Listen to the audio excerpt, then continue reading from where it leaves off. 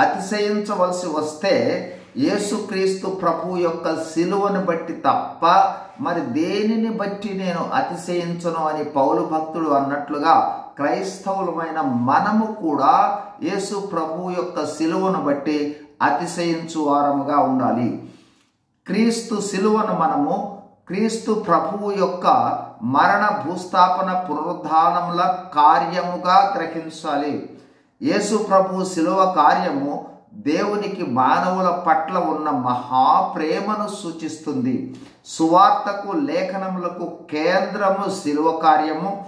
నరకము నుండి స్వర్గమునకు వారధి సిలువ, పాత నిబంధన నుండి క్రొత్త నిబంధనకు వారధి సిలువ. మానవాళి అంతటికి ప్రాయశ్చిత్త కార్యము సిలువ మీదనే జరిగింది.